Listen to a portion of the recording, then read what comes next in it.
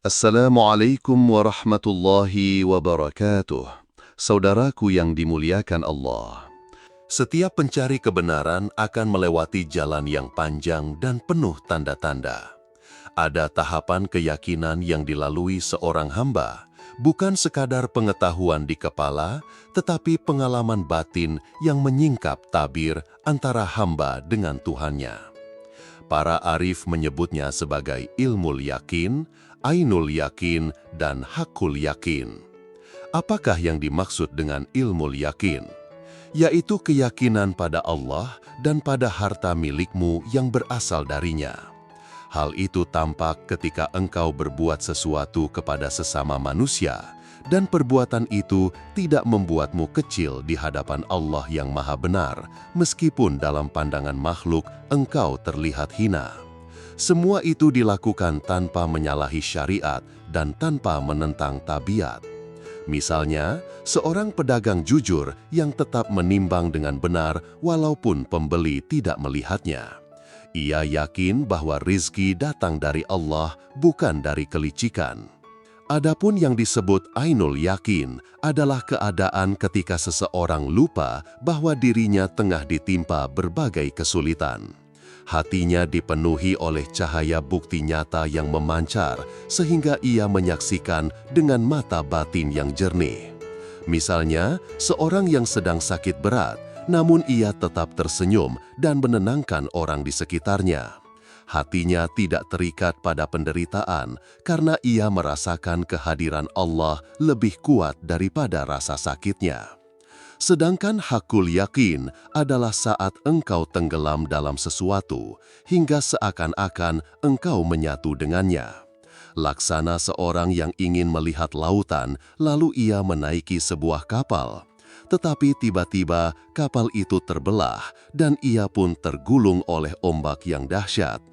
Misalnya, seorang sufi yang sedang berzikir hingga seluruh kesadarannya larut dalam nama Allah. Ia tidak lagi mengingat dirinya, bahkan tidak memikirkan dunia, seolah dirinya hanyalah gelombang kecil dalam lautan keagungannya. Sebagian dari mereka mencapai kefanaan, lenyapnya kesadaran akan diri, lalu berpulang bersama orang-orang yang mendahului dan ditinggikan derajatnya hingga ke Iliyin, tempat tertinggi di sisi Allah. Sebagian lainnya, meskipun telah sampai pada hakul yakin, tetap hidup bersama manusia dalam keadaan yang sangat tersembunyi. Mereka berjalan di pasar, duduk di majelis, makan dan minum seperti manusia biasa. Tetapi hakikatnya mereka hidup dalam arus rahasia Allah. Tidak ada yang mengenali mereka, karena mata batin seluruh makhluk telah ditutup dari melihat kedudukan mereka. Bahkan keluarga terdekat sekalipun hanya melihat mereka sebagai orang biasa. Inilah golongan yang disebut masturin, para wali yang tertutup, yang rahasianya hanya diketahui oleh Allah dan wali-wali tertentu yang diizinkan untuk mengetahuinya. Ada pula di antara mereka yang diangkat menjadi perantara antara makhluk dengan Allah yang Maha Benar. Mereka adalah hamba terpilih, sempurna sifatnya, menjadi panutan bagi manusia maupun jin. Dari kalangan ini, ada seorang imam agung yang menjadi poros alam semesta, pasak bumi, yang disebut wali kutub. Dialah penolong, ghaus, pengayom rahasia yang menghimpun asma-asma, sifat, cahaya, akhlak, dan rahasia yang tak mungkin dijangkau oleh manusia biasa. Namun, sebagian yang lain ada yang tidak mencapai derajat apapun. Mereka bukan para wali, bukan orang-orang bertakwa, bukan ahli ibadah, bukan ahli zuhud, dan bukan pula ahli mengambil dalil dan argumentasi. Mereka belum mendapatkan pengalaman mukasyafa, ketersingkapan batin, dan belum pula merasakan penglihatan batin yang murni. Bahkan, ada di antara mereka yang berada pada derajat yang lebih rendah lagi.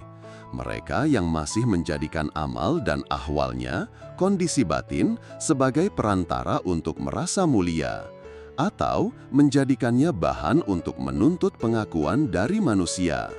Sebagian suka mencampur adukan antara perkataan dan perbuatan, sehingga apa yang mereka ucapkan tidak sesuai dengan yang mereka lakukan. Kepada golongan seperti ini berlaku firman Allah Ta'ala, "Dan barang siapa yang dihinakan Allah, maka tidak seorang pun yang memuliakannya. Sesungguhnya Allah berbuat apa yang Dia kehendaki." Quran Surat Al-Hajj ayat 18. Mereka ini ibarat orang yang berjalan di padang pasir luas, tetapi tidak pernah menemukan mata air. Seringkali mereka sibuk dengan bekal yang dibawanya, namun lupa bahwa tujuan perjalanan adalah sampai ke sumber kehidupan. Padahal, tanpa bimbingan, mereka bisa saja tersesat, kehausan, atau berhenti di tengah jalan, tidak sampai kepadanya. Mengapa ada sebagian orang yang terhenti pada derajat rendah ini? Para arif menjelaskan, penghalang terbesar bukanlah jauhnya jarak atau beratnya medan, tetapi kabut tebal yang menyelimuti hati. Kabut itu bernama hubbud dunia, cinta dunia, dan ujub, kagum pada diri sendiri. Ia membuat seseorang merasa sudah cukup dengan amalnya, puas dengan ibadahnya, dan tenang dengan keadaan yang sebenarnya belum mengantarkannya ke pintu ma'rifat. Di antara penyakit hati yang menghalangi perjalanan ini adalah 1. Riya. Amal ibadah dikerjakan bukan murni untuk Allah, tetapi untuk mendapatkan pujian atau pengakuan dari manusia. Mereka lebih takut kehilangan pandangan manusia daripada kehilangan pandangan Allah. 2. Sum'ah. Sama seperti riya, tetapi melalui ucapan. Mereka menceritakan amalnya, perjalanan spiritualnya, atau keadaannya agar orang lain menganggapnya tinggi. 3. Ujub. Merasa lebih baik daripada orang lain karena amal, ibadah, atau kedalaman pengetahuan. Padahal rasa cukup pada diri sendiri adalah pintu tertutup menuju kedekatan dengan Allah. 4. Takabur. Menganggap remeh orang lain yang tidak sama jalan atau tingkatannya, padahal mungkin yang diremehkan justru lebih dekat kepada Allah. 5. Iktimat alal amal. Mengira bahwa amal adalah sebab mutlak keselamatan, padahal amal hanyalah wasilah. Keselamatan dan kemuliaan datang karena rahmat Allah, bukan karena kekuatan amal semata. 6. Talbis. Mengira bahwa rasa nyaman dalam ibadah atau ekstase batin sudah pasti tanda kedekatan dengan Allah. Padahal itu bisa jadi hanyalah rasa yang berasal dari jiwa, nafs, bukan dari cahayanya. Golongan ini ibarat pejalan yang tersesat di pasar ketika sedang menuju istana raja.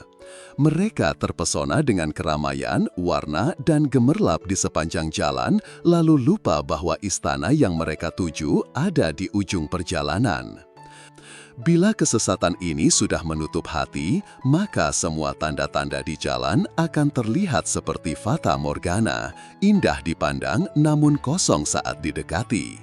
Mereka terus berjalan, tetapi sesungguhnya mereka hanya berputar di lingkaran yang sama. Maka, siapapun yang merasa terhenti di jalan menuju Allah, janganlah berputus asa.